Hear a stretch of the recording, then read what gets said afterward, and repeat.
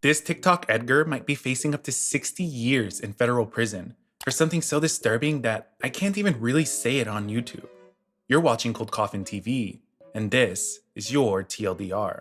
For those of you that are unaware, DKane, whose real name is Josiah de la Fuente, is a TikToker from San Antonio, Texas. He started gaining popularity during the Edgar era for his cringy thirst trap videos and wannabe gangster image. I personally have never liked him, and I've always thought that acting hard or gangster is kinda cringe, especially if you're not even really in a gang, which would seem to be the driving factor behind DKane's rise, as most people in his comments would call him out for pretending to be gangster and acting zesty. A lot of the gangster drama came from the fact that he has the number 13 tatted right between his eyebrows, which is the number that members of the Salvadorian gang MS-13 get tatted all over them. The number 13 tattoos and DKane claiming that he was of Salvadorian descent was basically him saying that he was a part of MS-13, something that he's been pressed about by actual gang members and non-gang members multiple times. Texas? Yo, Were you a 13? You sureño? you know what I'm saying? Are you 1-3. sureño or not? Is that 1-3 life? Where you from? Why you asking where I'm from? Hey, where you from? What gang? Where at? What city?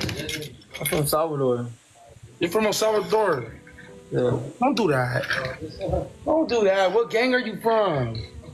We're not doing this on TikTok. Man, where you?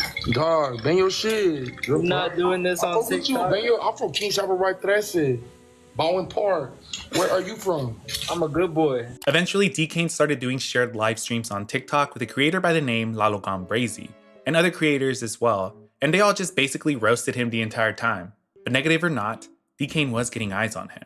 Though one of the most pivotal moments in DKane's career was when his baby mom left him, because soon after she began doing interviews with other creators exposing DKane as being a fraud, from his Salvadorian background to his gang ties. But the worst thing that she revealed was that DKane began dating her when she was only 16 and he was in his early 20s.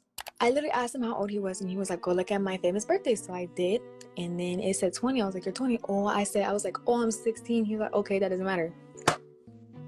As long as we don't tell anybody, you're gonna be an adult anyway. So like, that's what he said. She even had screenshots of DKane messaging other underage girls asking them to send him pictures. And this is when TikTok began to turn on him. But like the little cockroach that he is, he somehow managed to keep growing his accounts.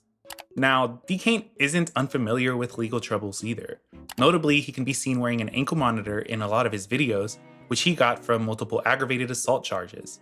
He tries to make it look like he's some big tough guy, but it would later be revealed by his ex in the interview that she did with Poncho that 2 of the charges came from an assault he did on his grandparents. She would also claim that DKane would put his hands on her as well. He beats not only on females, he beats on his grandparents actually too. His grandma. The abuelito? Yeah, those charges, he says, oh, look at my charges. 2 of those charges are from his grandma and his grandpa for stabbing them. Okay? Y'all know. And his most recent legal trouble came from an incident that happened at a San Antonio restaurant where he pulled out a gun with a switch on it at employees. A switch is a little device that goes on the back of a Glock pistol that makes it fully automatic. Now, these are very illegal, and DKane is already a felon, so he shouldn't have a gun in the first place. But to also have a switch on it and pull it out in front of restaurant workers just shows you the amount of brain power going on inside of his Edgar haircut head. I swear, the ego on these dudes is crazy. Not to mention that he's only like 5 feet tall. And normally I wouldn't make fun of someone's height, but for DKane, I am making an exception. Needless to say, this guy is kinda scummy. But it finally seems like it may truly be over for him, because on July 15th, 2025, less than a week before this recording, DKane was arrested and charged with 3 counts of CP. Looks like he wanted to be the TikTok Epstein. Anyways, according to reports, DKane was caught filming this material for a site that rhymes with Lonely Cans, which he intended to sell online. Allegedly, he didn't know this girl's age when he got into the situation, but his track record on the matter hints otherwise.